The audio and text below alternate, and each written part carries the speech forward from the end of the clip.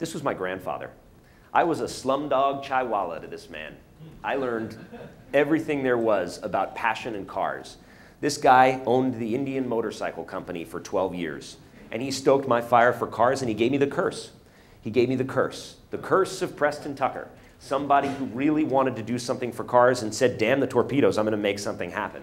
So I have a deep and undying love for cars, but I'll be damned if we go into the 21st century and not take cars with us. I am personally ashamed that we, the leader of the industrial and internet revolutions, have left milquetoast cars as our legacy to yield the lowest average corporate fuel economy in the developed world. That is shameful. And I have a challenge. My challenge is that if we loved our cars, and if we were a little bit more intimate with them, that we would be able to rid ourselves of this disconnectedness of utilitarianism that's sort of taken over the field, and we may be able to make it to the other side of innovation. How many people here actually know how to fix something meaningful in their car today? Automakers seem intent on keeping us out of the love for our cars. I mean, you can almost void the warranty in your car by opening up the hood and jump-starting the car in the wrong way, if the battery's even under the hood, for those of you that own a BMW.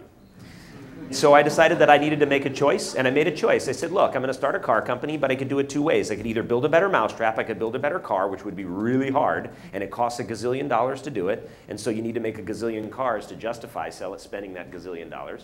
Or you could take a less obvious approach, which is to build a better process for connecting with customers, a better process for connecting with innovation and bringing it into your product, your end product, something that you sell to people. And to consistently make better cars. So that's what I did. And what I knew were a few things. I knew that if I moved fast and I made rapid decision making in wartime, that I'd be better off than moving slow. And I wanted to be nimble. But how can you be nimble when you have to tool big? And how can you avoid tooling big when you need to have cars on lots to sell? And how can you avoid having cars on lots to sell if you have angry and impulsive Americans that want to come and buy a car when they have a pre-cleared check that they can go out and buy one with? I said, I need to figure something out, and the thing I need to figure out is how do I keep people from being impulsive when it comes to cars. Dell did it. He said, I'm going to target second-time computer buyers, and I'm only going to sell them a computer with the technology that they want. Threadless, some of you know out there, have done it by bringing in fashionistas to elevate the inconnu and then say, look, if you can build a t-shirt, everybody's going to queue up for the design of the month.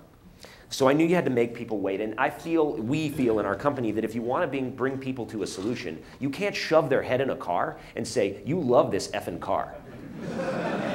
It's not going to work. You need involvement, you need commitment, and you need tension on the string. If you don't have tension on the string, there's no way you're going to pull somebody across the line. There's no way you're going to push them across the line. So our challenge to our customers is make cool cars. If we want to solve the problems in the world, one of the ways we can do it is fix cars. And if we want to fix cars, then we got to build solutions that people deeply desire and want. And we need to cut through the BS in order to be able to get there. We need to make cool cars. Local Motors started with a community. That's the first thing that we did. And today we have the largest online design and development community in the world. And we host design competitions that use prize-based innovation to come and bring people to our website. We have, in 1 year, 44,000 shared designs on our website of some of the coolest cars you've ever seen. And we have 3,600 innovators that come and talk about cars. If you want to talk about innovation, we like to talk about real products that get made and get delivered out. I have no problem with SaaS. I have no problem with software development in general. But I wanted to see if the Creative Commons license could be applied to things that had real marginal cost. And so we did it.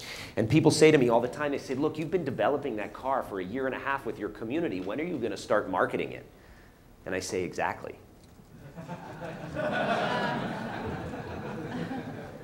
In our house, we have open source design and development, which in this audience, again, would not be something that would be a new thing to talk about. But just for a second, the so what here is as we run competitions, we get more meaningful gas pedals, we get more meaningful pocketbook holders, and we get more meaningful lights to stick on the roof. We get more meaningful cars. The bottom line is that we have proven that Creative Commons can work in a manufacturing concept, and we're just at the beginning of this. But don't get in our way, because we're going to steamroll you if you think it doesn't work. It's unsurprising to get the punchline that we believe we can, over time, deliver safer, more meaningful cars. That would be the advent of what's happened in software development that's been open source and other types of innovations like that. But the economic benefit, which is to me more interesting, is that we've liberated cars in many senses to be a platform for the specialty automotive equipment market, which is already a $38 billion a year annual market in this country alone.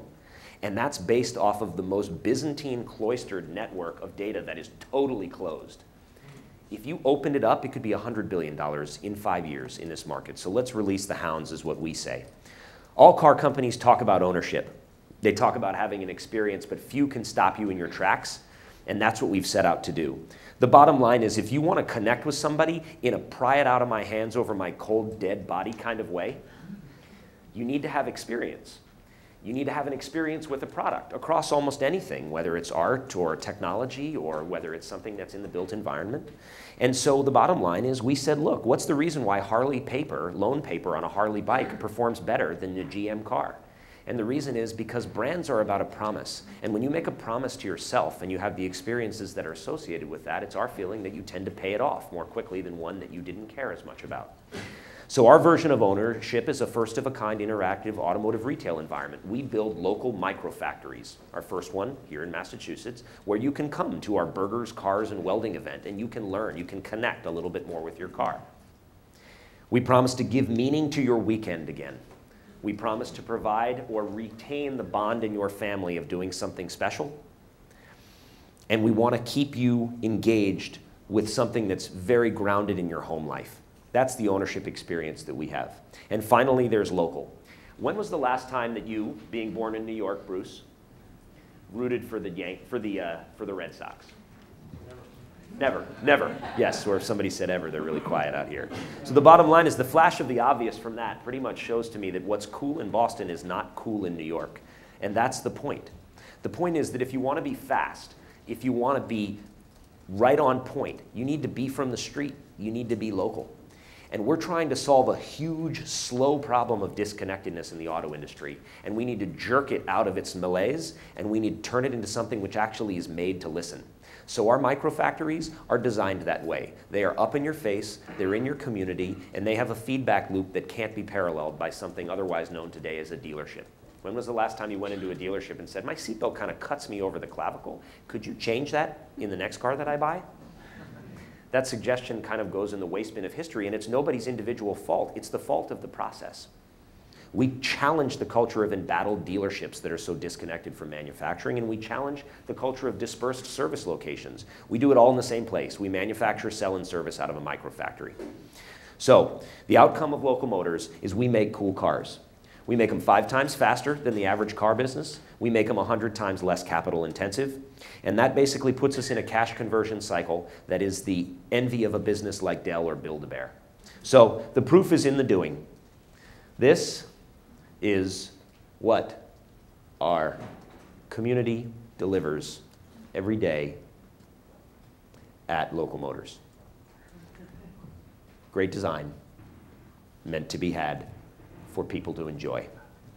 18 months ago, our community told us that the region was the desert Southwest, and that together with them, we could design a car and bring it.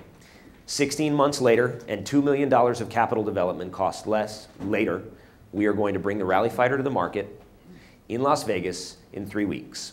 Come and see it. We've already taken 22 orders for this car. It's American-born, it's process-savvy, and it's the Rally Fighter. This multiplied across 35 markets in this country alone, and we believe there's great international ability to put microfactories in other places, may only bring 70,000 advanced cars to the market at a time. But I hope you'll agree with me that that's a tipping point that is the fulfillment of a promise to get us out of our comfort zone. So my challenge is, let's get connected. Let's make a product that we personally can invest in. Let's show the world that innovation can happen in things that are outside of the world of software and can now be in manufacturing also, and that Silicon Valley is not the only address where disruptive innovators live. Let's make cool cars. Thank you.